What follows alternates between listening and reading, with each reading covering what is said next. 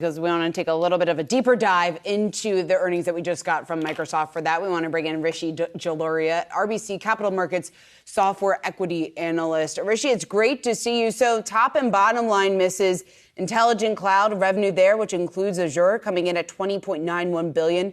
Estimate was for just over $21 billion. Yet we're seeing a pretty muted reaction, what Dan was just talking about in the stock. Why? I'm curious, do you agree with what Dan was saying? Why do you think that is? I do. And by the way, thanks so much for having me. Great to see you again. I would say there's probably two reasons why I think Microsoft is holding in relatively well. Number one is one of the biggest drivers of the miss is really foreign exchange, right? The US dollar has strengthened so much over the past 90 days, right, between March and June, to the point that the US dollar and euro are parity. Japanese yen is kind of fallen off a cliff relative to the US dollar. And I think most investors are looking at everything on a constant currency or an FX neutral basis. So I think that's piece number one is, what is driving that miss? It's not fundamental weakness. The macro deterioration hasn't really shown up in numbers yet. I think number two is the Azure number, right? It was maybe a touch light of what they had talked about 90 days ago, but just given what is going on with the macro environment, putting up 46% constant currency Azure growth is actually pretty solid, right? I think it's better than what people feared was going to happen. And I think it speaks to the resiliency of the model, right? I mean, actually we saw Google also report today, and their Google Cloud numbers slowed down about 8 points on an as reported basis. So it's definitely one of those things that Azure seems to be holding it down well. And just remember, because Azure is a consumption model, any macro impact that showed up in June should show up kind of right away. It's not like a typical subscription company where there's a significant lag between when an impact happens and when it shows up in numbers. Yeah, to your point about the strengthening dollar, thematically something we're going to hear about all week long, have the impact of those companies that have that exposure. But year to date, the shares were down 25%. How much of the bad news was already baked in?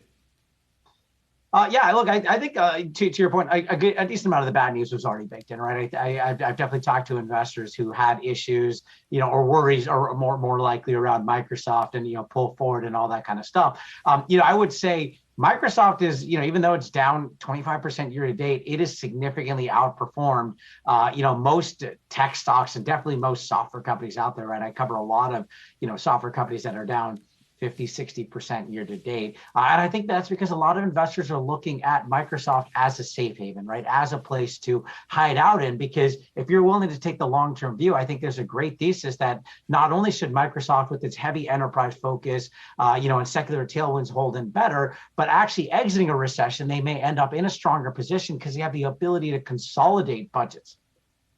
Rishi, I want to ask about what this means potentially for Amazon and their earnings, right? You look at AWS, that's essentially what pushes that stock, outside of the fact that e-commerce has been sliding as a result of that massive expansion. But we see Microsoft doing well here with Azure. Yes, Google's cloud was off a bit, but AWS and Azure, they're the top dogs when it comes to cloud. Does this mean that we could see a good result from Amazon out of the cloud side? And is that then a silver lining for investors? Yeah, I think so, right? I think the read-throughs from here for AWS, right, in spite of how much I can nitpick on, Google Cloud and the decel there, it's still pretty strong numbers, right? Almost 40% constant currency growth on Google Cloud. So pretty strong numbers out of Azure and GCP. And I think that does bode well for AWS. The one caveat I would give, and if I were an investor in Amazon, I would worry about is AWS has a lot of exposure to VC-backed tech startups, right? And that's where we're already seeing not just hiring freezes, but a lot of layoffs, right? Think about all the, especially, consumer-oriented tech companies that are laying off significant amount of employees.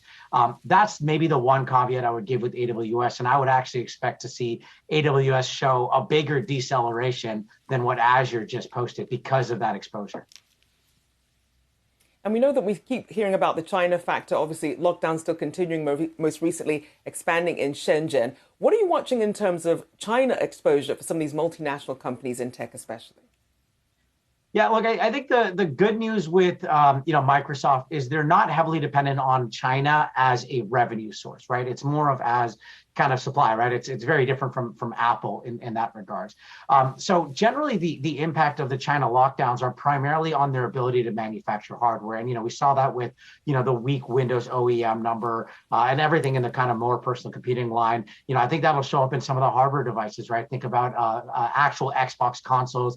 Think about the Surface. And I think the longer this kind of goes on in China, the more we're going to see those numbers continue to, maybe be weaker than we expected.